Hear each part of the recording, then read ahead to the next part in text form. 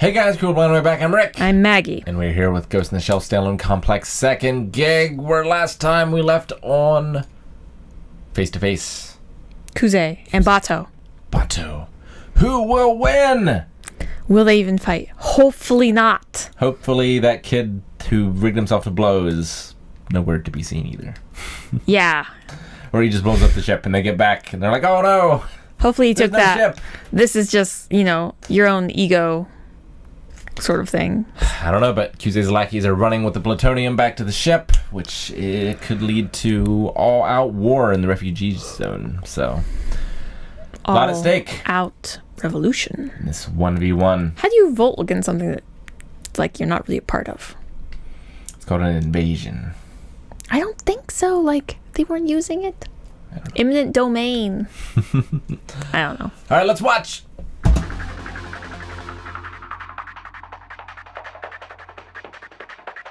There's no way that was one episode. It did seem to go by quite fast. Yeah. I don't know how they're going to fix this. Obviously, they need to get to Kuze first. Right? Well, I mean... And set it so that he's not dancing to Goda's fiddle. Yeah, I suppose. It's like Goda is setting him up to be this enemy so that Japan strengthens its military and then they use that military to quash it. And then they still have the strengthened military. Yeah. So, what can Kuze do to upend that? Be non-threatening? Maybe, but then how does he continue his agenda? It's really, if the Prime Minister could step in and, help these refugees, just, blanketly make them all Japanese citizens, then there's no... We have conquered you by declaring you are all Romans! Work for the Romans. You have rights now. But only at our stores. Don't knock it. It worked. Because now... They have to be able to prove that he doesn't actually have the plutonium. Yeah. Because it's in his best interest, he thinks, for people to believe that he has it. Because really, it's just the threat of having it, right? Yeah, exactly. So, he doesn't actually need it. He just needs people to believe that he has it. Yeah. Which is what Goda has provided to him. Yeah. And Goda wants him to continue faking. Yes. And what he thinks he should continue faking as well. He said, Kuze. What if he symbolically throws away the plutonium or gives it away or something like that? Kuze? Yeah. Proving hey, we got this, we could get more, but look, we're not your enemy. Maybe. That would probably throw Goda for a loop. That would be very upsetting for my plans if I were that evil person. But the thing is, if Goda controls the media, then how does that story even get out there? I don't think he controls the media 100%. He just provides seems to be the most exciting stories. But he's providing the footage of all this happening to the media. He's leaking it to them. Yeah. But how many seconds off from live is the feed, I don't know. How fast could they actually chop it off? And will he get so confident on yes, my plan is going the right way, turn on all the cameras or whatever, or quit controlling all the feeds? Because at some point it's if people are getting wind of it, more sources that aren't Goda controlled will come in and start watching. So I don't think there's any way of him completely controlling it at that point. Maybe. Just gotta let it build to a certain point, and then it could be when they can't turn the cameras off. Kuze said millions of refugees were watching his actions in real time. Did he mean that literally? Yeah. Since we're all connected to him? In his brain. But then, did they see the lead?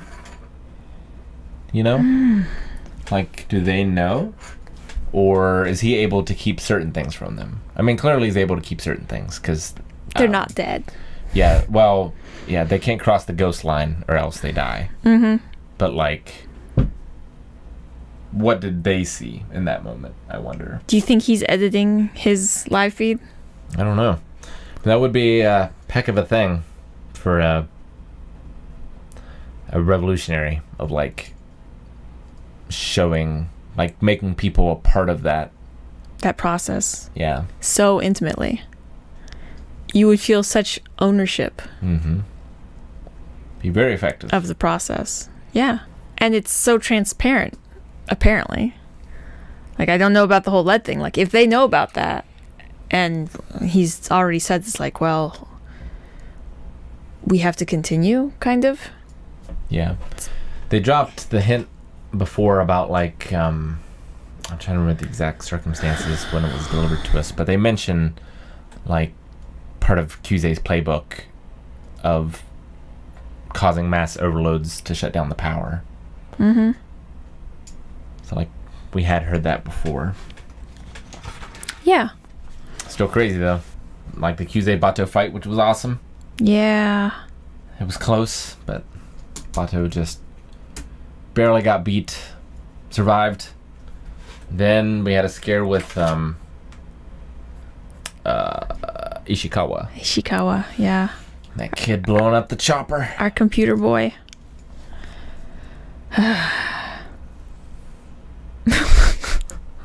When you got a bomb on you, every problem looks like it needs to blow up. I guess so. It definitely seemed like Kuze was like, that is an uncivilized weapon for an uncivilized time, you know? Yeah. Saved his bacon, though. If they'd gotten that chopper, I think it'd all be over. I mean, they did have an anti-aircraft gun, I guess, but might not have been great for them. Yeah, but at that point, you could just, like, I don't know, let the Tajikomas go. Surely they have some sort of a water... upgraded their aim a little bit. Yeah. Even better than Saito. It's awesome to see them have their backs. And be so happy to do it. And the Major to not, like, distrust them. Yeah. Remember those days? Well, they're kind of like... It's like... It's like taking seedlings on with you to the grocery store to buy, like, tomatoes and such. It's like, they're growing. Man, it's weird. Like, Goda's been behind everything, but I feel like we haven't really seen him in an episode for a while now. Like, he's just kind of behind everything, but he's this faceless thing now. Like, he's become the movement. Almost. That's what he wanted, right? Yeah. To just be the puppet master. It's just like, I wonder what we're fighting at the end of all this. It does seem kind of strange to still be pointing at him as kind of like the enemy, because if he's so, like, powerful and Spider King about it, then why did he have to, like, go there physically to do certain things, like talk to those guys in the back of the truck episodes ago to, like, wind them up so they killed that guy with a stick? Like, that sort of personal attention when he's doing such big picture actions. Well, I guess... I mean, I understand the audience needs introduced. Maybe. I mean, part of it might be like, I don't know. It's like a person going out and chipping away at a few places of a dam. And then, like, once that's done, they just let time take its place from the comfort of their own home. Let the flood happen. I suppose. I don't know. Like, he started the momentum. He's still obviously doing active things, like taking over the brains of these people to... Dead people, specifically. Yeah, like rerouting military equipment, using them to, like, thwart Section 9, basically. Because he was controlling the guy who was selling the plutonium. Yeah. So, like, he wanted that deal to go through, but then his robots were shooting against those guys before Section 9 even got there. I mean, you gotta mess up the deal a little bit so they couldn't check the box before they left. That's a good Keep point. the heat on them. That's a good point. I mean, as soon as that came down, it's like, it's a fake deal. Yeah. I don't know. I have this tense feeling in my stomach that it's not all gonna wrap up well. Like, at the very least, I feel like Major will be sad that she lost her friend.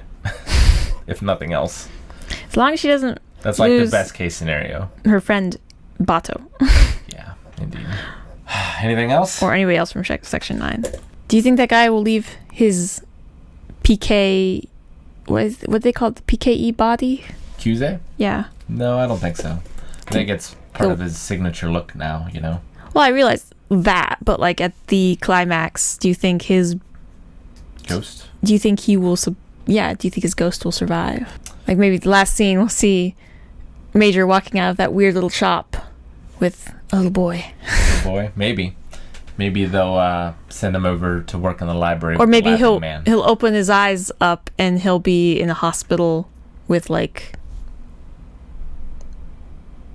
just the same way he woke up as like a little boy when he was put in a full prosthetic body. You think it's all just his dream? He's still in that bed the whole time? He might think so. And they've certainly deleted people's memories before and like rewritten their personalities before. I don't know. Who's to say that Major Jones will walk in one of her kid bodies and be like, hey, look, I can fold a crane one-handed, but you can't do that. Like, I don't know. Maybe. Do you think he survives, basically? Like, I don't see the body surviving. He is... That eagle's gonna hit the ground. Yeah, I don't think he does. In any way. Then he becomes a martyr. Other than...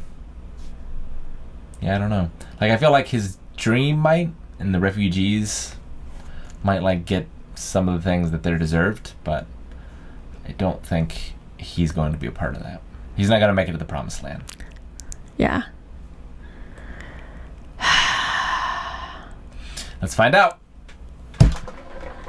Thanks, guys, for watching our reaction to Ghost in the Shell Standalone Complex second gig. I don't know what's going to happen next. Can't even guess, but you can see it now at at patreon.com/blindwave, but also we're at twitch.tv/blindwave. We play video games, we have podcasts. It's a good time. Check it out. Twitch.tv/blindwave.